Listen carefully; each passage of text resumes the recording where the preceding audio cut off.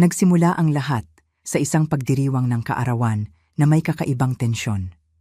Nang may ibinulong ang biyenan sa tainga ng asawa ko, nagbago ang ekspresyon nito, at bago pa ako makapag-isip, nasampal ako nito at bumagsak sa sahig.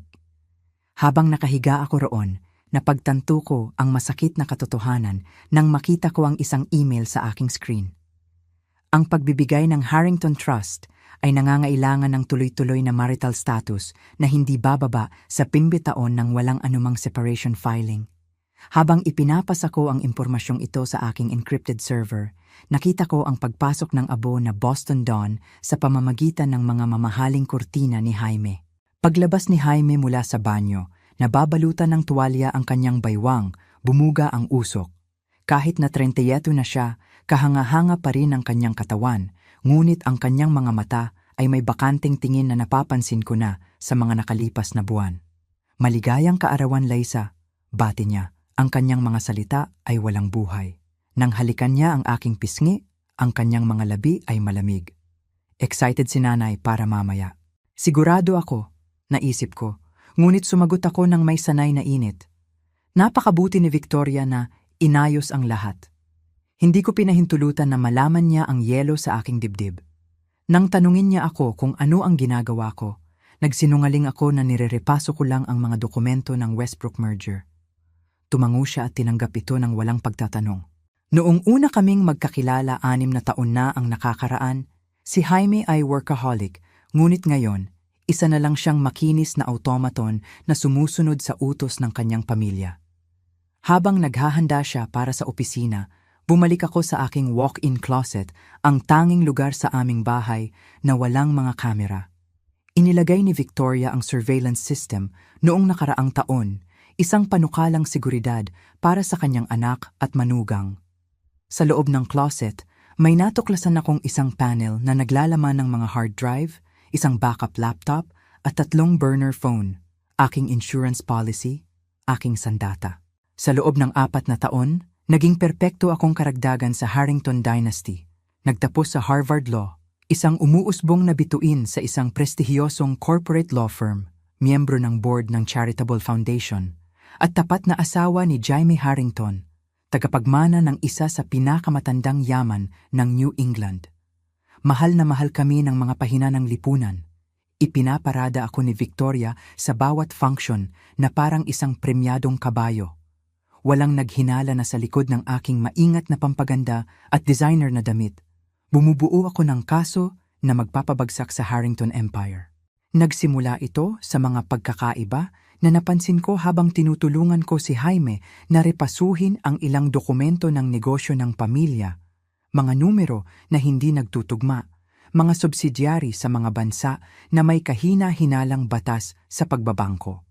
Pagkatapos ay dumating ang kakaibang mga pagpupulong na uuwi si Jaime na may binagong pag-uugali, mas mapag-isa, hindi gaanong desidido. Ang paraan ni Victoria na bumubulong sa kanyang tainga sa mga pagtitipon ng pamilya na agad na magpapalit ng kanyang kilos. 3 taon akong nagtatanggol sa mga korporasyon laban sa mga paratang ng pandaraya. Alam ko kung ano ang hitsura ng financial manipulation. Alam ko rin kung ano ang hitsura ng psychological control.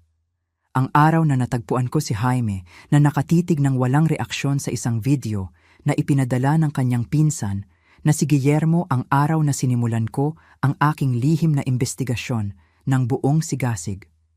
Kinagabihan na iyon, binili ko ang unang burner phone mula sa aking nakatagong pera.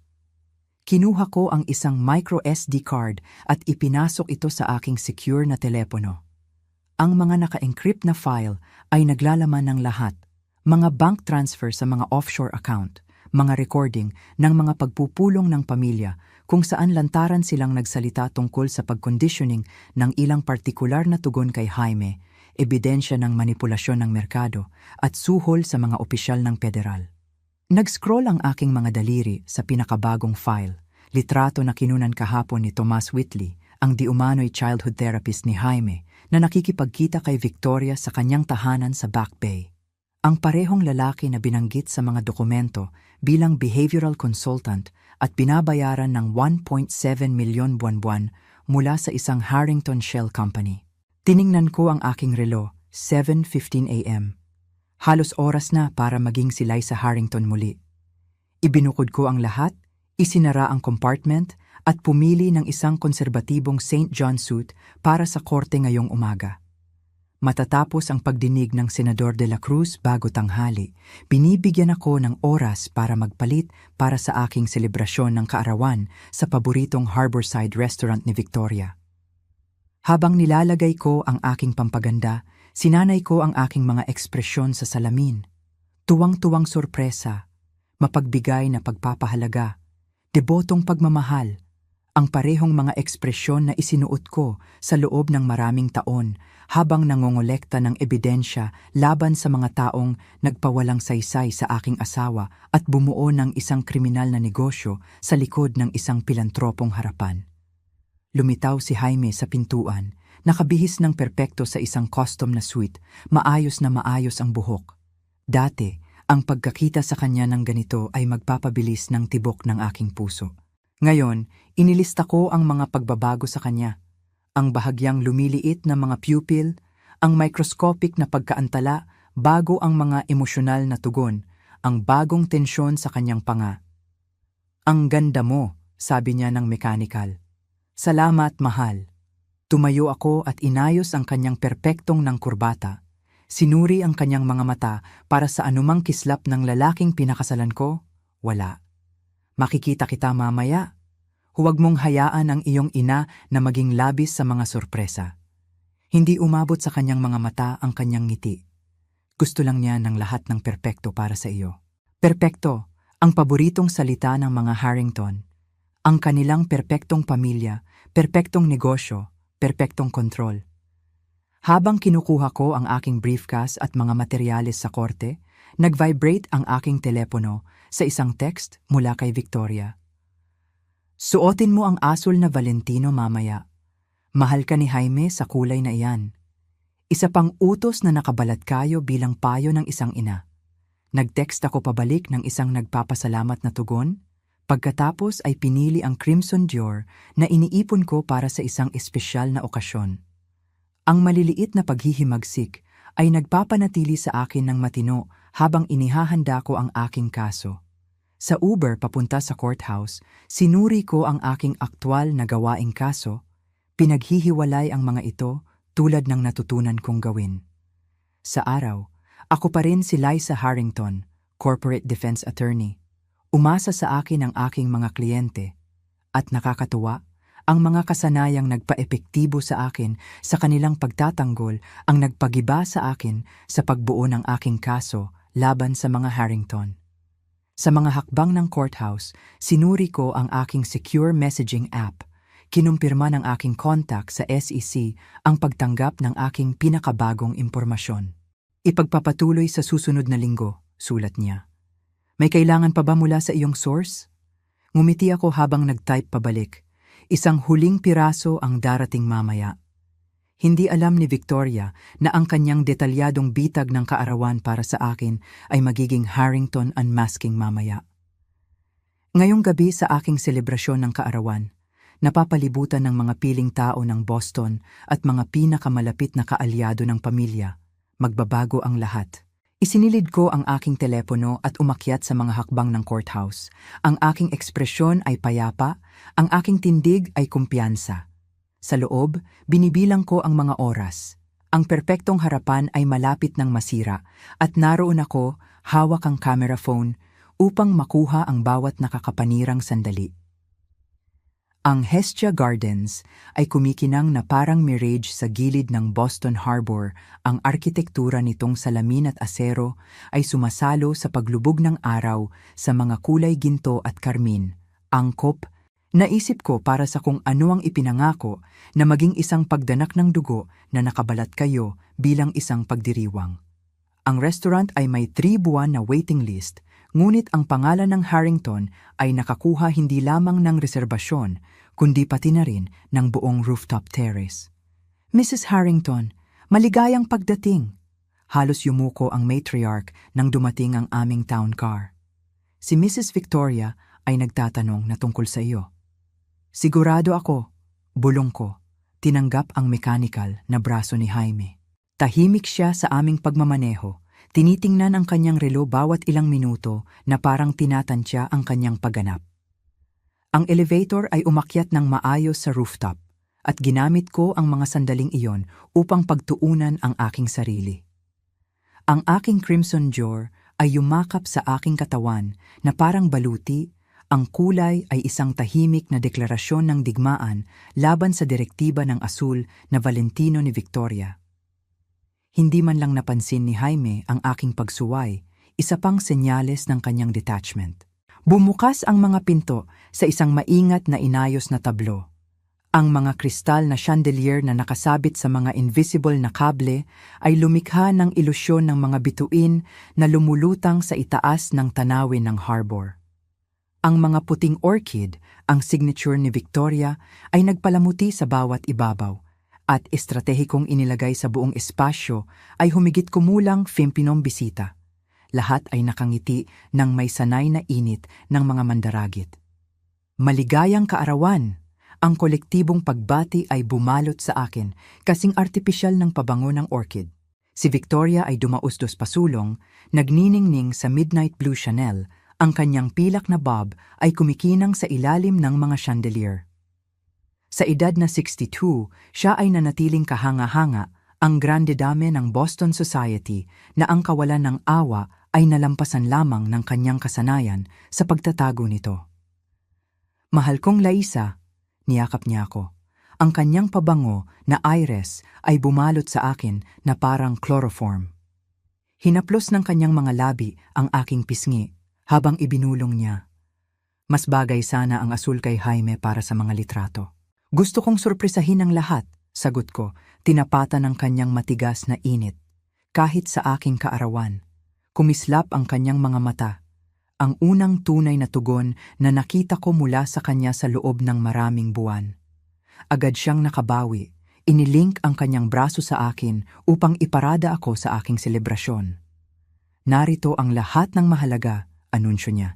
Iginagabay ako sa mga piling tao ng Boston. Ang police commissioner, 2 senador ng estado, 1 federal na hukom, 3 pangulo ng universidad. Napansin ko ang bawat mukha, mental na sinuri ang mga ito laban sa aking mga file ng mga koneksyon ng Harrington. Wala ni isa sa aking mga kasama sa batas ang naroroon, hindi ang aking pinakamalapit na kaibigan mula sa Harvard, hindi ang aking mentor mula sa aking unang kumpanya. Ang listahan ng mga bisita ay nilinis mula sa sinumang may tunay na koneksyon sa akin. Sinumang maaaring makapansin kung may mangyari sa tunay na Laisa sa ilalim ng Harrington veneer. Champagne, birthday girl? Si Guillermo Harrington, pinsan ni Jaime at legal fixer ng pamilya, ay lumitaw sa aking tabi na may 2 baso ng alak. Salamat, Will, tinanggap ko, hindi umiinom. Ang sarap makita ka rito. Hindi ko ito palalampasin, sagot niya. Ang kanyang Harvard-educated na pag-uusap ay tila manipis sa isang bagay na kagyat. Kumislap ang kanyang mga mata sa pasukan kung saan napansin ko ang isang lalaking may pilak na buhok na nakasuot ng napakakinis na charcoal suit na ine-escort papasok. Excuse me, saglit? Pinanood ko si Will na harapin ang bagong dating, si Thomas Whitley, ang childhood therapist na ang mga practice ay tila lumampas ng malayo sa conventional treatment.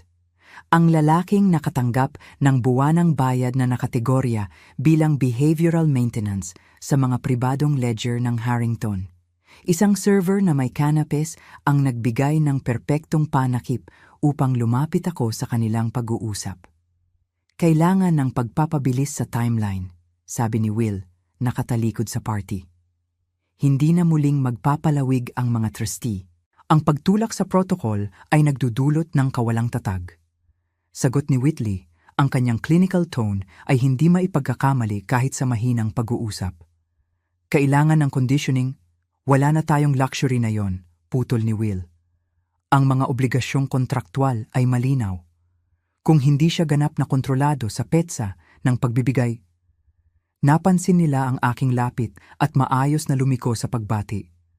Ang pakikipagkamay ni Whitley ay maikli.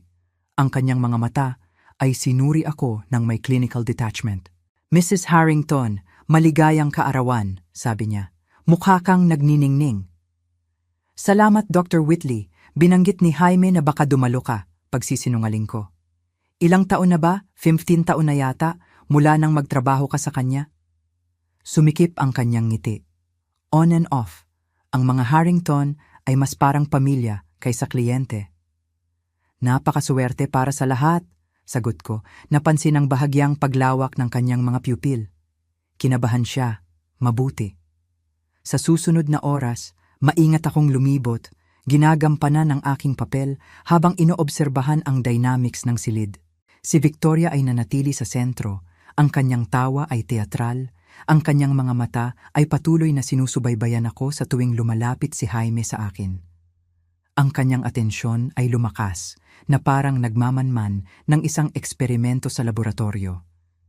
Si Jaime mismo ay gumalaw sa party na parang natutulog, tumutugon sa mga bisita ng may programmed na mga pagbati. 2 beses kong nahuli si Whitley na nanonood sa aming mga interaksyon, gumagawa ng banayad na tala sa kanyang telepono. Napakagandang attendance. Puna ni Hukom Reyes, isa sa pinakamatagal na kaalyado ng mga Harrington. Tiyak na alam ni Victoria kung paano ipagdiwang ang pamilya. Oo nga, sang-ayon ako. Bagaman nagtataka ako na hindi makapunta ang aking mga kasamahan sa batas. Exclusive guest list, bulong niya. Napaka-partikular ni Victoria sa pagpapanatiling intimate nito. Sa intimate, ibig niyang sabihin ay kontrolado. Ang kahinaan ay kumirot sa likod ng aking leeg. Ang pagdiriwang na ito ay hermetically sealed. Sino mang narito ay papanig sa mga Harrington kung may mangyari sa akin. Lumipat ang party sa hapunan. Si Victoria ang nag-orchestrate ng upuan ng may taktikal na presisyon. Si Jaime sa aking kanan, siya sa ulo ng mesa. Si Whitley ay nakaposisyon ng direkta sa tapat ko. Ang kanyang tingin ay klinikal na sinusuri ang bawat interaksyon sa pagitan namin ni Jaime. Kinalabit ni Victoria ang kanyang kristal na baso, pinatahimik ang usapan. Bago tayo kumain, isang toast sa aking minamahal na manugang. Tumayo siya, inuutusan ang silid ng may sanay na awtoridad. 5 taon na ang nakakaraan. Dinala ni Jaime sa bahay ang napakatalino, napakagandang abogado na ito at agad kong nalaman na siya ay espesyal. Nagtagpo ang aming mga mata, mainit sa ibabaw, nagyeyelo sa ilalim. Si Liza ay naging lahat ng pinapahalagahan ng pamilya Harrington, tapat, maingat at nakatuon sa aming pamana. Bumulong ng pag-apruba ang pagtitipon. Pinanatili ko ang aking nagpapasalamat ng ngiti habang isinasalin ang kanyang aktwal na mensahe. Pag-aari ka namin, Liza. Inangat ni Victoria ang kanyang baso. Nawa ang ika-35 taon na ito ay maging transformative. Ang salita ay nanatili sa ere na parang isang pangako o isang banta. Habang inihahanda ng mga server ang unang course, dumausdos si Victoria sa likod ng aking upuan. Ipinapatong ang kanyang manicured na mga kamay sa aking mga balikat. Sa mga nakakakita, 1 kilos ng ina. Naramdaman ko ang predatory pressure ng kanyang kapit. Napaka-perpektong gabi, bulong niya. Ang kanyang boses ay narinig lang ng aking mga tainga. At pagkatapos ng hapunan, isang napaka-espesyal na anunsyo tungkol sa kinabukasan ng pamilya. Humigpit ang kanyang mga daliri nang halos hindi mahahalata sa aking balikat bago siya lumayo. Iniiwan ang nagtatagal na amoy ng kanyang pabango at ang malinaw na impresyon ng isang bitag na malapit ng bumukas. Sumulyap ako kay Jaime, nakita ang kanyang mga mata na nakatitig sa kanyang baso ng tubig. Ang mga daliri ay pumapalo sa isang ritmikong pattern na idinokumento ko sa aking mga tala. Isang pag-uugali na laging sumusunod sa mga pribadong pag-uusap ni Victoria sa kanya. Anuman ang kanilang pinaplano para mamaya ay bumibilis. Ang presentasyon ng regalo ay darating pagkatapos ng main course. Ang napiling sandali ni Victoria para sa anumang anunsyo na kanyang inayos. Hinawakan ko ang manipis na telepono sa aking clutch, kinukumpirma na handa na itong mag-record. Ang mga federal na ahente na aking nakikipagtulungan ay naka-standby, naghihintay ng aking senyas. Dumating ang unang course, mga talaba na inayos sa isang perpektong bilog. Ngumiti si Victoria sa akin mula sa ulo ng mesa. Inangat ang kanyang baso sa isa pang tahimik na toast. Ngumiti ako pabalik. Inangat ang aking hindi pa nagagalaw na champagne. Hayaang magsimula ang mga laro. Ang mga plato ng main course ay inalis, iniiwan ang isang mapanabik na katahimikan. Tumango si Victoria sa mga waitstaff na nagsimulang mag-ayos ng isang detalyadong display ng mga nakabalot na regalo sa isang marble top table na ipinailalim sa gitna ng terrace, lahat ay bahagi ng palabas. Mga regalo na pinaghihinalaan kong walang laman tulad ng mga ngiti sa paligid ko. Bago ang dessert, inihayag ni Victoria, inuutusan ng silid ng may sanay na kadalian. Dapat nating bigyan ng karangalan ng ating birthday girl ng maayos. Ang mga bisita ay nag-ayos sa isang perpektong semicircle. Lumitaw ang mga smartphone sa mga manicured na kamay. Sa mga nakaraang taon, baka naramdaman kong hindi komportable na maging sentro ng atensyon. Ngayong gabi, tinanggap ko ang bawat kamera. Iginagabay ako ni Jaime sa mesa ng regalo ng may kamay na mahigpit na nakadiin sa likod ng aking likod. Ang kanyang hawak na dating mainit at nakapagpapanatag ay naging mechanical na ngayon, isang sanay na kilos sa halip na isang intimate na koneksyon. Simulan mo sa isang ito, utos ni Victoria, inabot sa akin ang isang maliit na kahon na nakabalot sa signature Tiffany Blue. Isang kolektibong bulong ng pagpapahalaga ang lumaganap sa pagtitipon. Tinanggap ko ito nang may sanay na ngiti, inalisan ng balot ng sinadya. Sa loob, nakapatong sa puting satin, ay isang platinum na pulseras na pinapalibutan ng mga diamante. Isang magandang posas. Napakaganda, sabi ko, inangat ito para sa kinakailangang mga litrato. Jaime, tulungan mo ang iyong asawa na isuot ito, utos ni Victoria. Habang ikinabit niya ito sa aking pulso, naramdaman ko ang bigat nito, isa pang link sa kanilang kadena. Nagpatuloy ang pagganap sa ilang pangregalo. Lahat ay pinili upang palakasin ang aking posisyon bilang isang pag-aari ng Harrington, sa halip na isang individual, isang designer handbag, isang weekend sa kanilang Martha's Vineyard Estate, isang donasyon sa aking pangalan sa Harrington Foundation. At ngayon, bumaba ng husto ang boses ni Victoria para sa aming espesyal na anunsyo. Siya ay dumausdos pasulong, ang kanyang kilos ay napaka-perpekto na para bang kinoreograpo. Ang amoy ng kanyang pabango na iris ay dumating sandali bago siya, bumabalot sa akin na parang isang invisible na constrictor. Nanahimik ang silid. Lahat ng mata ay nakatuon sa aming tablo. Victoria, Jaime, at ako, inayos na parang mga figura sa isang chessboard. Nakapatong ang kanyang kamay sa balikat ni Jaime. Ang mga daliri ay bahagyang humuhukay sa tumpak na pressure points na idinokumento ko sa aking pananaliksik sa mga physical trigger. Si Liza ay naging napakagandang yaman sa aming pamilya. Nagsimula si Victoria. Ang kanyang boses ay matamis na may peking init. Tapat, sumusuporta, ang perpektong katuwang para kay Jaime sa loob ng 5 kritikal na taon ng kanyang karera. 5 taon. Ang eksaktong tagal na tinukoy sa mga kondisyon ng pagbibigay ng trust. Kumislap ang mga mata ni Victoria habang lumapit siya kay Jaime, halos hawakan ng kanyang mga labi ang tainga nito. Isinaaktibo ko ang recording function sa aking telepono ng may banayad na kilos. Tandaan mo ang iyong tungkulin. Bulong niya, bagaman sa tahimik na silid, ang mga salita ay narinig. Protektahan ang atin. Pinanood ko itong mangyari ng mabagal. Ang mga pupil ni Jaime ay sumikip ng husto. Ang kanyang panga ay lumuwag sandali bago humigpit sa isang matigas na linya. Ang panginginig sa kanyang kaliwang kamay ay ganap na nawala. Pagkatapos ay dumating ang mga salita, inihahatid sa isang patag na tono na hindi ko pa narinig mula sa kanya dati. Ipinagkanulo mo kami. Pinigil ng silid ang kolektibong hininga nito. Umurong si Victoria, ang kasiyahan ay kumikinang sa kanyang mga mata habang pinapanood niya ang kanyang nilikha na gumaganap. Anong ibig mong sabihin, Jaime? Tanong ko, ang aking boses ay matatag sa kabila ng kuryente ng pag-asa na dumadaloy sa akin. Alam namin ang tungkol sa investigasyon. Patuloy niya, bawat salita ay sinukat, programmed. Tungkol sa mga file, ang mga contact sa SEC. Kumalat ang mga pagkabigla sa pagtitipon, eksakto tulad ng inaasahan ko. Nais ni Victoria ng mga saksi sa aking diumano'y pagtataksil, gumagawa ng isang naratibo bago masira ang federal na kaso. Ang hindi ko ganap na inaasahan ay ang sumunod. Gumalaw ang braso ni Jaime nang may nakakagulat na bilis. Ang tunog ng sampal ay umalingaw-ngaw sa teres na parang putok ng baril, sinundan ng ganap na katahimikan. Ang impact ay nagpatalsik sa akin sa gilid ng marmol na mesa. Nalasahan ko ang tanso habang ang aking mga labi ay bumuka sa malamig na sahig na nakadikit sa aking pisngi habang nakahiga ako roon. Nararamdaman ang kirot na lumalaganap sa aking mukha sa loob ng 3 tibok ng puso, walang gumalaw. Ang Boston Elite ay nakatayo na nagyelo, nasasaksihan ang isang pagkabiyak sa perpektong Harrington facade.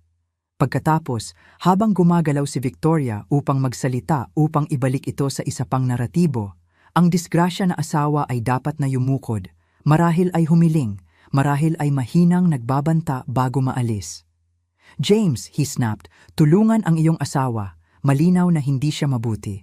Ngunit si James ay nanatiling walang imik, ang kanyang mga mata ay puno ng takot habang nababasag ang programming. Tinitigan niya ang kanyang kamay na parang hindi kanya. Ano ang ginawa ko? Bulong niya. Ang bakanting tingin ay humuhupa. Elise, sabi ko, tumayo ng walang tulong. Pinupunasan ang aking basag na labi gamit ang isang puting napkin. Ang matingkad na dugo ay lumitaw dito, tulad ng isang Japanese watercolor. Dapat ninyong tingnan ang inyong mga telepono, tugon ko sa pagtitipon, kalmado. Nasaksihan at naitala ninyong lahat ang isang perpektong demonstrasyon ng Harrington Conditioning Program. Ang parehong programa na nakadokumento sa mga file na aking tinipon sa loob ng maraming taon. Lumingon ako kay Victoria. Tinatamasa ang sandali. Ang kanyang composure ay nagsimulang mabasag. 5 taon, Victoria. Iyon ang kinakailangan para kay James na ma-access ang trust ng kanyang lolo. Isang matatag na kasal sa loob ng 5 taon. Ngumiti ako, tinikman ng dugo. Ngunit ang pananakit sa harap ng mga saksi ay nagpapagulo sa mga paglilitis sa diborsyo, hindi ba? Ang pag-unawa ay sumilay sa kanyang mga mata, sinundan ng isang bagay na hindi ko pa nakikita doon. Takot. Ginawa mo ito ng sinasadya, unggol niya. Ginulo mo kami. Hindi ko kailangang gawin, sagot ko. Naging conditioning ninyo si James sa loob ng maraming taon. Ang kailangan ko lang gawin ay maghintay at magdokumento. Itinuro ko ang madla na may mga nakabiglang mukha at nakataas na mga telepono. At ngayon ganun din ang lahat. Ang mga piraso ng palaisipan na aking binuo sa loob ng maraming taon, ang financial fraud, ang psychological manipulation, ang maingat na pagkontrol kay James, ay nabigyang katwiran lamang ng kanilang sariling mga aksyon sa harap ng mismong power structure na kanilang pinanday. Ang aking telepono ay nagpapadala ng mga kawili-wiling data package sa ilang mga ahensya ngayon. Patuloy ko, kasama ang ebidensya kung paano tinulungan ni Thomas Whitley dito si James na tumugon sa mga particular na trigger. Tumango ako sa therapist na naging maputla. Hindi ba't napaka-epektibo ng programming ng pisikal na tugon, doktor? Ang unang chime ng isang news alert ay narinig mula sa telepono ng isang tao. Pagkatapos ay isa pa at isa pa. Ang aking dead man's switch ay na-activate sa sandaling nakita ng GPS sa aking telepono ang isang epekto na naaayon sa pisikal na pananakit na nagpapadala ng aking kumpletong evidence package sa mga awtoridad at ilang piling media outlet. Ang imperyo ni Victoria ay hindi lang nababasag, ito ay bumabagsak sa real time sa harap mismo ng lipunan na kanyang pinaglaruan sa loob ng mga dekada. At habang nakatayo ako roon, may dugo sa aking mga labi at tagumpay sa aking puso, alam kong walang balikan. Hindi ka maaaring, nagsimula si Victoria, ngunit tumigil nang tumunog ang kanyang telepono na may parehong news alert na ngayon ay kumakalat sa pagtitipon. Si James ay nanatiling paralisado, nakatitig sa kanyang kamay na parang hindi kanya ang takot sa kanyang ginawa ay malinaw na lumalabas. Ang kanyang programming ay nababasag, mga bitak na lumalabas sa fasad na itinayo sa paligid ng kanyang tunay na sarili. Elise, sabi ko, Hindi ko sinasadya. Hindi ko alam kung bakit. Ang kanyang tinig ay basag, tunay na emosyon na lumalabas sa conditioning. Alam kong hindi mo, sabi ko, tinutukoy siya ng direkta sa unang pagkakataon sa loob ng maraming buwan. Iyon mismo ang punto ko. Lumingon ako sa nakabiglang madla, sa mga makapangyarihang taong ito na naging kalasag at espada ng mga Harrington sa loob ng mga dekada. Ang dugo sa aking mga labi ay nagbigay sa akin ng kakaibang awtoridad, ang kapangyarihan ng hindi mapag-aalinlangan ng katotohanan. Para sa mga nagsusuri ng inyong mga telepono, oo, ang alertong iyon ay tungkol sa pamilya Harrington, kinumpirma ko. Ang aking tinig sa courtroom ay malinaw na maririnig sa teras. Ang nasaksihan ninyo ngayon ay ang pagtatapos ng isang 50 taong investigasyon sa isa sa mga pinakasopistikadong criminal enterprises sa Boston. Ang mukha ni Hukom Holloway ay naging maputla, si Senador Prescott ay umatras na patungo sa labasan. Nakipagtagpo ako ng tingin sa bawat isa sa kanila, tinitiyak na nauunawaan nila na ang kanilang pagiging kasabwat ay naitala rin. Ang Harrington Foundation ay naglaba ng humigit kumulang 19 bilyong piso sa pamamagitan ng mga charitable program nito. Patuloy ko, naglilihis ng mga pondo na para sa mga inisyatibo sa edukasyon patungo sa mga offshore account na kontrolado ng mga shell company sa Cayman Islands at Singapore. Ang composure ni Victoria ay malinaw na nagiging magulo. Wala kang pruweba, ungol niya, ngunit ang kanyang mga mata ay tumingin kay Thomas Whitley na nagsimulang dahan-dahang lumabas. Dr. Whitley, marahil ay nais mong ipaliwanag sa lahat ang kahulugan ng Project Sentinel? Tawag ko. Pinipigilan siya sa kanyang paglalakbay. Ang behavioral modification program na iyong ipinatutupad kay James mula noong siya ay 12 taong gulang na idinisenyo upang matiyak ang kumpletong pagsunod sa mga direktiba ng pamilya. Napatigil si Whitley, ang kanyang clinical detachment ay nawala habang 50 pares ng mata ang nakatingin sa kanya. Iyan ay privileged therapeutic information, sabi niya, kumakapit sa jargon bilang panangga. Therapeutic? Inulit ko, nagtaas ng kilay. Iyan ba ang tawag ninyo sa pagkondisyon ng isang bata upang tumugon sa mga partikular na pisikal at verbal na trigger, pag-program ng mga tugon na nagpapawalang bisa sa kanyang malay na kalooban? Itinuro ko si James na umupo sa isang upuan, nakalubog ang mukha sa kanyang mga kamay. Ito ay mga mabangis na paratang mula sa isang nagdaramdam na asawa. Kung may katotohanan man ang mga iyon, hinimok ko, na binanggit ang isang deal na naging headline noong nakaraang taon, ang Westlake Acquisition, insider trading batay sa impormasyong nakuha sa pamamagitan ng blackmail ng isang opisyal ng Securities and Exchange Commission. Ang mga dokumento ay naglalaman ng orihinal na komunikasyon, ang mga bayad na ginawa sa mga shell company, at ang eksaktong mga pattern ng kalakalan na sumunod. Ang kumpiyansang ekspresyon ni William ay humina habang binanggit ko ang partikular na transaksyon. Ang donasyong pang-charity sa Boston Children's Hospital noong nakaraang taon, na pinuri sa bawat pahayagan, 87% ng mga pondo na iyon ay inilipat sa pamamagitan ng 3 magkahiwalay na pundasyon bago mapunta sa isang account na kontrolado ni Victoria Harrington sa Zurich. Nakipagtagpo ako ng tingin kay Victoria. Account number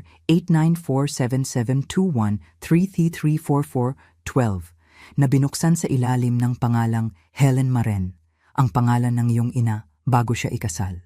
Ang pagiging tiyak ng mga detalye ay nagpatigil sa anumang karagdagang pagtutol sa pagtitipon.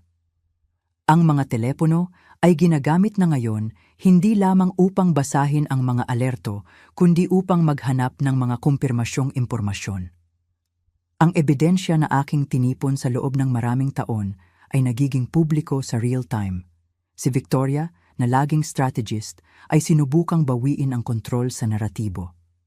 Si Elise ay nasa ilalim ng matinding pressure sa kanyang workload, sabi niya, na nagbabahagi ng isang nag-aalalang tono. Nag-aalala kami sa kanyang kalusugan sa pag-iisip sa loob ng maraming buwan. Magsalita ba tayo tungkol sa surveillance system na inilagay sa aming bahay nung nakaraang taon habang nagre-renovate? Hinimok ko. O ang gamot na idinagdag sa aking evening tea sa mga gabi kung kailan ako nagtatrabaho ng huli sa ilang mga kaso? Nagkaroon ako ng mga blood test na nagdodokumento ng mga sedative sa loob ng maraming buwan. Isang bagong bulong ang kumalat sa pagtitipon. Ang kalkuladong gaslighting ay eksakto kung ano ang naranasan ng marami sa mga makapangyarihang kababaihan na ito mismo sa mga piling bilog ng Boston. Lumingon ako kay Dr. Whitley na nakatayo na paralisado sa kawalan ng desisyon. May pagpipilian si Dr. Whitley ngayong gabi. Anunsyo ko. Ang mga federal na ahente na nakatanggap ng aking evidence package ay partikular na interesado sa kanyang mga talaan ng conditioning program. Gayunpaman, nag-post ako ng malinaw, tinitiyak na nakikinig siya ng mabuti. Handa akong irekomenda ang immunity kapalit ng kanyang kumpletong testimonya tungkol sa mga pamamaraan na ginamit at kung sino ang nag-utos nito. Lumaki ang mga mata ni Whitley sa nabigyan ng lifeline. Ang pareho ay nalalapat sa sinuman sa silid na ito. Patuloy ko, tinutukoy ang pagtitipon. Ang mga kusang lalapit na may impormasyon ay titingnan ng iba mula sa mga maghihintay ng subwena. Ang strategic fracturing ng Harrington Alliance ay nangyayari ng mas mabilis kaysa sa inaasahan ko. Mayroon ng maliliit na grupo na nabubuo na may mga pag-uusap na nagpapahiwatig ng pagbabago ng mga alyansa. Si James ay tumingin sa akin, ang kanyang mga mata ay mas malinaw kaysa sa nakikita ko sa loob ng maraming buwan. Ang programming ay pansamantalang nabasag ng pagkabigla. Gaano katagal mo na alam? Tanong niya, ang kanyang tinig ay halos hindi marinig. 3 taon, sagot ko ng tahimik. Noong una, napansin ko ang maliliit na hindi pagkakapare-pareho sa iyong pag-uugali pagkatapos ng mga pagpupulong ng pamilya. Pagkatapos, ang mga bakanteng episode ay mas naging madalas.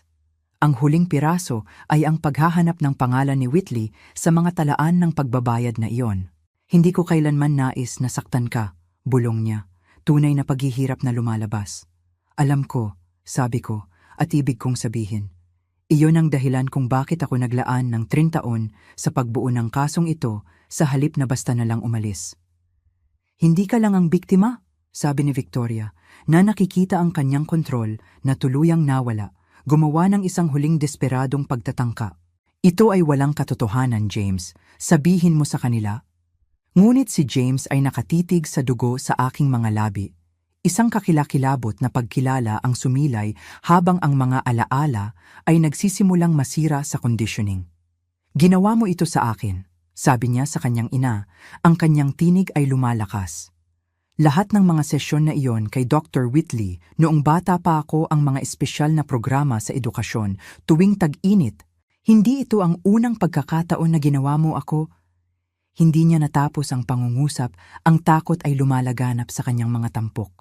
Bumukas ang mga pinto ng elevator, nagpapakita ng 2 lalaki na nakasuot ng suit na sinuri ang eksena ng may profesional na detachment. Perpektong timing. Napansin ko, kinikilala ang aking mga kontak mula sa FBI. Mga Ginoo, sa tingin ko ay ilang tao dito ang sabik na magbigay ng pahayag. Ang ebidensya na aking tinipon ay hindi na lamang mga file sa secure na mga server. Ito ay nagbabago sa isang drama ng tao sa buong rooftop terrace habang ang mga dekada ng manipulasyon, pandaraya at kontrol ay unti-unting nabubunyag. At sa gitna nito ay nakatayo si Victoria. Ang kanyang imperyo ay bumabagsak. Ang kanyang maskara ng pagiging perpekto ay sa wakas ay hindi na mababawi. Ang mga ahente ng FBI ay gumalaw ng may kasanayan, sinisigurado ang mga labasan habang ipinakikilala ang kanilang sarili sa lalong nagkakagulong madla. Isa sa kanila, si Agent Rivera, na pinapakain ko ng impormasyon sa loob ng maraming buwan, ay nagbigay sa akin ng halos hindi mapapansin na tango habang lumalapit siya kay Victoria. Mrs. Harrington, mayroon kaming warrant upang kunin ang lahat ng electronic device at dokumento na nasa iyong pag-aari, sabi niya. Ang kanyang tono ay profesional na neutral habang ipinapakita ang mga papeles. Nanginginig ang kamay ni Victoria habang kinukuha niya ang dokumento, ang kanyang mga mata ay nag-scan dito ng may desperadong intensity ng isang taong naghahanap ng isang escape clause. Walang nakita, lumingon siya kay William na nagsimula ng umatras mula sa kanya. Ang legal fixer ng pamilya ay kinakalkula na ang kanyang sariling exit strategy. Ito ay walang katotohanan, iginiit niya, ngunit ang kanyang tinig ay nawalan ng kanyang awtoridad na tono. Alam mo ba kung sino ako? Sino tayo? Iyon mismo ang dahilan kung bakit kami nandito, Mrs. Harrington. Sagot ni Agent Rivera. Sa paligid namin, ang eleganteng pagdiriwang ng kaarawan ay naging isang eksena ng halos hindi napipigilang kaguluhan. Ang mga server ay nanatiling nakatigil. Ang mga bote ng champagne ay nasa kamay pa rin habang ang Boston Elite ay nagsimulang umalis ng strategic. Ang mukha ni Hukom Holloway ay naging maputla. Si Senador Prescott ay humihila na sa manggas ng kanyang asawa na inilalayo ang kanilang sarili mula sa Harrington nucleus. Patuloy na tumutunog ang mga telepono na may lumalakas na pagkaapurahan. Nakakita ako ng mga sulyap ng mga headline na kumikislap sa mga screen. Breaking, Harrington family under federal investigation. Boston's elite philanthropic family accused of massive fraud. Psychological manipulation allegations rock Harrington empire. Ang Boston Globe ay mas mabilis kaysa sa aking inaasahan na naipublish na ang unang alon ng mga revelasyon mula sa aking evidence package. Ang social media ay sasabog sa loob ng ilang minuto. Ang maingat na nabuong Harrington mystique ay nabubuwag sa real time. Si Victoria ay gumawa ng isang huling desperadong pagtatangka upang mapanatili ang kontrol, itinaas ang kanyang tinig upang tawagin ang mga nagkakalat na bisita.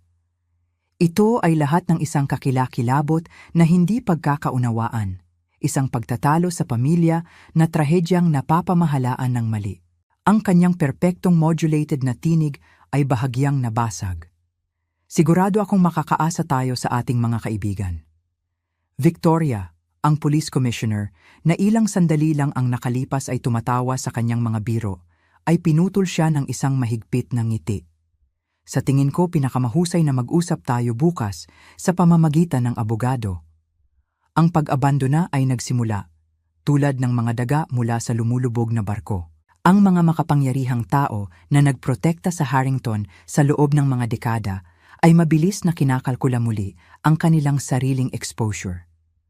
Malapit si James ay bumagsak sa isang upuan, ang kanyang paghinga ay mababaw. Ang mga psikolohikal na pader na itinayo sa paligid ng kanyang tunay na sarili ay bumabagsak na nagiiwan sa kanya na nakalantad sa isang baha ng mga lumilitaw na alaala at pagkaunawa.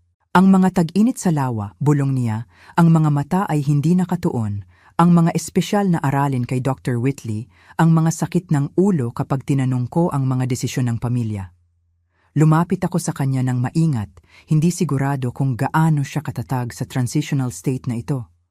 Sa kabila ng lahat, sa kabila ng kirot ng kanyang sampal na sariwa pa rin sa aking pisngi, naramdaman ko ang isang komplikadong halo ng paghihiganti at pag-aalala. Siya ay parehong aking tormentor at kapwa-biktima. James, sabi ko ng tahimik, lumuhod sa tabi niya ngunit nagpapanatili ng ligtas na distansya. Ang conditioning ay nababasag, magiging nakakagulo ito.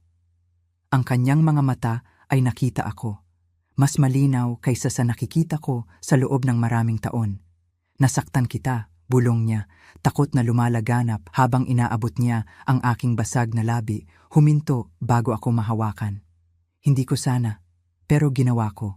Naalala ko na sinabi sa akin na ikaw ay nakaprogram upang tumugon sa mga particular na trigger. Ipinaliwanag ko ang aking tinig ay matatag. Ang pabulong na utos ni Victoria ay nag-aktibo ng isang tugon na hindi naman talaga sa iyo. Sa kabilang dako ng silid, si Thomas Whitley ay nakikipag-usap na ng malalim sa pangalawang ahente ng FBI. Ang kanyang clinical detachment ay napalitan ng kinakabahang pagpapanatili sa sarili. Nahuli ko ang mga parirala tulad ng sinusunod ang mga tagubilin at hindi ko alam ang buong lawak. Gaano karami ang naaalala mo tungkol sa conditioning? Tanong ko kay James. Pinindot niya ang kanyang mga palad sa kanyang noo. Mga fragment, mga session sa study sa lake house, mga salitang inulit habang ako ay nasa ilalim ng gamot, mga parusa kapag tumutol ako. Ang kanyang tinig ay nabasag. Ginagawa nila ito sa akin mula noong 12 taong gulang ako. Ang sarili kong pamilya, ang sarili kong ina. Ang pagkaunawa ay tila pisikal na nagpapahirap sa kanya, ang kanyang katawan ay nakabaluktot pasulong na parang nasugatan. Narito ang tunay na James na lumalabas mula sa ilalim ng mga layer ng programming, mahina, nakakagulat, tunay. James darling, huwag mo siyang pakinggan, sabi niya. Ang kanyang boses ay nagiging matinis sa desperasyon. Ginawa kanyang laban sa iyong pamilya pagkatapos ng lahat ng ginawa namin para sa iyo. Pagkatapos ng lahat ng ginawa mo sa kanya, pinasubalian ko, tumayo upang harapin siya. Kasama sa ebidensya ang mga video recording ng mga conditioning session, Victoria. Mga sesyon kung saan personal mong inutusan si Dr. Whitley kung aling mga pag-uugali ang pipigilan sa iyong anak. Ang mukha ni Victoria ay nagkabaluktot. Ang kanyang maingat na napanatili na fasad ay sa wakas ay nabasag ng lubusan. Kailangan niya ng gabay, istruktura, sabi niya. Ang Harrington legacy ay kailangang protektahan mula sa kanyang kahinaan. Ang hubad na katotohanan ng kanyang pananaw ay nagpatigil sa silid. Kahit ang mga ahente ng FBI ay napatigil, nasasaksihan ang pagslip ng maskara upang ipakita ang mga mabagsik na prioridad sa ilalim. Si James ay tumayo ng may pag-aalinlangan, ang mga tao ng programming ay nakikipaglaban sa lumalabas na kalinawan. Ang aking kahinaan ay ang pagnanais ko ng sarili kong buhay, sabi niya. Bawat salita ay nagpapatibay sa kanya. Nais kong mag-aral ng panitikan sa halip na pananalapi. Nais kong magpakasal para sa pag-ibig sa halip na strategic advantage. Ang kanyang mga mata ay nakita ako. Totoo ba ang alinman sa pagitan natin o script lang ang sinusunod ko? Ang tanong ay tumusok sa akin. Sa kabila ng lahat ng aking natuklasan, sa kabila ng aking makatarungang galit, hindi ko magawang pilipitin ang kutsilyo pa. Ang simula ay totoo, sagot ko ng tapat. Bago nila pinatindi ang conditioning. Iyon ang dahilan kung bakit ako nanatili, sabi ko. Nakakita ako ng mga sulyap kung sino ka talaga. Sapat na para malaman na ikaw ay kasing biktima rin ng iba pang kanilang sinaktan. Ang imperyo ng Harrington ay patuloy na bumagsak ng malaki. Ang mga tao ng manipulasyon at panlilinlang ay nalantad sa matinding liwanag ng hustisya. At sa kaguluhang iyon, ginawa ko ang aking pagpili. 6 na buwan matapos maging revelasyon ang pagdiriwang ng aking kaarawan, umupo ako sa Federal Courthouse. Pinapanood si Victoria Harrington na pumasok ng may posas. Wala na ang mga designer na damit at perpektong pampaganda. Napalitan ng isang prison-issued jumpsuit at ang kapangyarihan na dulot ng pagkabilanggo. Gayunpaman, taas noo pa rin siya, tumatangging kilalanin ang mga manonood na dumating upang saksihan ang pagbagsak ng matriarch. Puno ang courtroom ng mga mamamahayag, dating kasamahan sa negosyo, at higit sa lahat, iba pang naging biktima ng pamilya Harrington sa loob ng mga dekada. Ang ilan ay natagpuan ko sa pamamagitan ng financial records, ang iba ay lumantad matapos kumalat ang mga unang ulat. Bawat isa ay may sariling kwento ng manipulasyon, pamimilit o pagkasira sa pananalapi. Lahat, tumayo. Tawag ng bailiff nang pumasok si Hukom Garcia, hindi si Hukom Reyes, na nag-recuse kaagad matapos ang aking birthday revelation at ngayon ay nasa ilalim ng investigasyon mismo dahil sa kanyang papel sa ilang kahina-hinalang Harrington judicial outcomes. Gumalaw ang mga proseso nang may hindi mapigilang ritmo ng hustisya na sa wakas ay pinakawalan. Nagpakita ang prosekusyon ng ebidensya na masusing inayos mula sa aking mga file at lubos na pinalawak sa pamamagitan ng federal na investigasyon na sumunod. Mga bank record, testimonya ng mga saksi, psychological evaluations. Ang katotohanan ay nahubaran sa ilalim ng malupit na fluorescent lights ng courtroom. Ang legal team ni Victoria ay gumuho sa mga nakaraang buwan.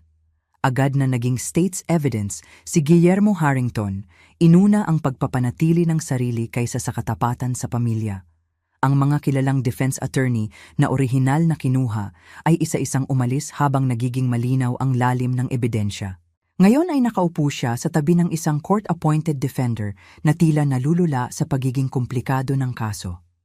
Sa panahon ng recess, si Mara Chin, isa sa mga forensic accountant na nakatalaga sa kaso, ay lumapit sa akin sa hallway. Nakita namin ang mahigit 26.9 bilyong piso sa mga maling ginamit na pondo, sabi niya ng mahinahon. Ang iyong paunang pagtatantiya ay konserbatibo.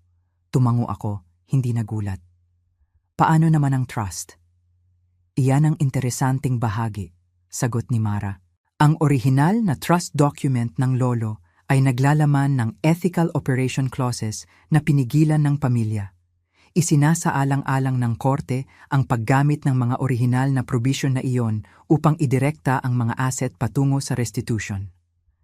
Ang pag-unlad na ito ay nagpatunay sa aking pinakamalalim na pag-asa na ang hustisya ay hindi lamang mangangahulugan ng parusa para sa mga nagkasala, kundi pagpapanumbalik para sa mga nasaktan. Ang Harrington fortune na binuo sa loob ng mga henerasyon ng manipulasyon at pandaraya ay gagamitin upang pagalingin ang pinsalang kanilang dulot. Sa labas ng mga hakbang ng courthouse, bawat hapon ay nakikipagkita ako sa mga dating empleyado, kasosyo sa negosyo, at maging sa mga miyembro ng pamilya na isinantabi ng kanilang kinwestiyon ang mga pamamaraan ni Victoria. Bawat isa ay nagbahagi ng mga piraso ng puzzle na hindi ko alam. Pinapalawak ang pattern ng pang-aabuso at kontrol pabalik sa mga dekada bago ang aking pagkakaugnay sa pamilya. Si Angela Harrington, pinsan ni Jaime na disinherited sa edad na 19 dahil sa pagtanggi sa career guidance ni Victoria, ay naging isang partikular na mahalagang kaalyado. Ang kanyang mga pananaw sa dynamics ng pamilya ay nakatulong sa mga taga-usig na maunawaan ang sistematikong katangian ng psychological manipulation. Ginawa nila ito sa aming lahat sa iba't ibang paraan, paliwanag niya sa isa sa aming mga strategy session.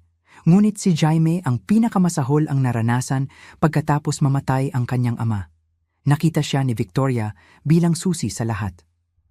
Ang testimonya ni Thomas Whitley ay napatunayang nakapipinsala sa depensa ni Victoria.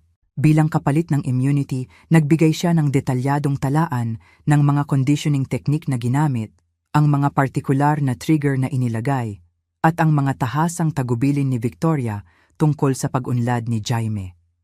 Ang clinical precision ng kanyang mga tala ay walang iniwang puwang para sa pagdududa tungkol sa sinadya na kalikasan ng psychological abuse. Si Jaime mismo ay wala sa mga proseso, tumatanggap ng paggamot sa isang specialized facility na nakatuon sa deprogramming at paggaling mula sa psychological manipulation. Ang kanyang sariling legal standing ay nanatiling komplikado, parehong gumawa at biktima. Ang sampal na naging catalyst para sa pagbagsak ng Harrington ay isinasaalang-alang sa liwanag ng dokumentadong conditioning. Binibisita ko siya minsan sa isang buwan. Pinapanatili ang propesyonal na hangganan habang nagbibigay ng impormasyon na nakatulong sa kanyang paggaling. Ang lalaking lumalabas mula sa ilalim ng mga layer ng programming ay mapag-isip, hindi sigurado, at nakikipaglaban sa matinding pagkakasala sa mga aksyon na ginawa sa ilalim ng impluwensya ng kanyang ina. Hindi ko alam kung sino ako nang walang kanilang mga direktiba. Pagtatapat niya sa isang pagbisita, nakaupo sa hardin ng pasilidad, ang unang pahiwatig ng tagsibol ay lumalabas sa paligid namin. Maging ang aking mga kagustuhan, mga pagkain, damit, opinyon, kinukwestiyon ko ang lahat. Iyan ay talagang pag-unlad, sabi ko sa kanya. Ang tunay na sarili ay nagtatanong. Ang programmed na sarili ay sumusunod sa mga tagubilin. Nagawa niyang ngumiti ng kaunti, tunay, hindi ang sanay na ekspresyon na nakasanayan ko sa panahon ng aming kasal. Hindi ka kailanman tumigil sa pagtatanong, hindi ba? Hindi ko likas na ugali, sagot ko. Marahil iyan ang dahilan kung bakit hindi gumana sa akin ang conditioning. Ang nanatiling hindi nabanggit sa pagitan namin ay ang kinabukasan ng aming relasyon. Ang kasal ay binuo sa mga maling batayan. Minanipula mula pa sa simula ng mga pakana ni Victoria. Gayunpaman, mayroong isang bagay na tunay na umiral ng maikli bago nagsimulang kumapit ang mas malalim na programming. Kung maaaring maibalik iyon o kung dapat ba, ay nanatiling isang bukas na tanong na wala sa kami ang handang sagutin. Ang sarili kong buhay ay ganap na nagbago. Nagbitiw ako sa Caldwell and Pierce, hindi na kayang bumalik sa pagtatanggol sa mga korporasyon matapos makita kung paano maaaring sirain ng kapangyarihan maging ang pinaka-prestihiyosong institusyon. Sa halip, itinatag ko ang Cognitive Liberty Legal Foundation na nakatuon sa mga kaso na kinasasangkutan ng psychological manipulation, coercive control, at financial exploitation. Ang aming unang mga kliyente ay dating empleyado ng Harrington na dumanas ng NDA at sa pilitang kontrata. Sa loob ng 3 buwan, pinalawak namin upang katawanin ang mga biktima ng iba pang makapangyarihang pamilya at korporasyon na gumagamit ng parehong taktika ng psychological control. Karaniwang lumikha ka ng isang bagong practice area, puna ng aking dating mentor nang magkita kami para magkape. Psychological freedom bilang isang legal na karapatan. Ang gawain ng foundation ay mabilis na lumampas sa legal na representasyon. Bumuo kami ng mga programang pang-edukasyon para sa pagpapatupad ng batas, mga hukom, at mga therapist upang makilala ang mga senyales ng psychological manipulation. Nakipagtulungan ako sa mga cognitive liberty advocate upang itulak ang mga pagbabago sa batas, pagpapalakas ng mga proteksyon laban sa coercive control. Sa araw na sinentensyahan si Victoria Harrington ng 28 taon sa federal prison para sa pandaraya, racketeering at sabuatan, umupo ako sa likod ng courtroom sa halip na sa harap. Ang kanyang imperyo ay bumagsak, ang hustisya ay naibigay. Ang aking focus ay lumipat na sa susunod na kaso, ang susunod na biktima na nangangailangan ng advokasya. Habang lumabas ang mga tao sa courtroom, lumapit sa akin si Jaime, ang kanyang unang paglabas sa mga proseso. Mukha siyang iba, mas payat, na may kaswal na damit sa halip na bespoke suits at mga mata na may parehong kalungkutan at kalinawan. Inaprubahan ng mga trustee ang restitution plan, sabi niya ng walang pambungad. Ang lahat ng kanilang sinaktan ay makakatanggap ng kabayaran, kasama ka. Hindi ko ito ginawa para sa pera, sagot ko. Alam ko, nag-aalangan siya. Kaya ko hiniling sa kanila na idirekta ang aking personal na bahagi sa iyong foundation. Tila angkop na ang kanilang nilayong kontrolin, ako ay gagamitin upang palayain ang iba. Ang kilos ay kumakatawan sa isang bagay na malalim, isang kilos ng autonomous na pagpili. Marahil ang unang tunay na malayang desisyon na kanyang ginawa sa loob ng mga dekada. Salamat, sabi ko ng simple. Sandali kaming nakatayo doon. 2 tao na magpakailanman ay binago ng parehong nakakasirang impluensya, ngayon ay hinahanap ang aming magkahiwalay na landas patungo sa pagtubos. Ang gawain ng iyong foundation? Nagsimula siya, pagkatapos ay huminto. Gusto kong tumulong kapag mas malayo na ako sa paggaling. Ang aking karanasan ay maaaring maging kapaki-pakinabang sa iba.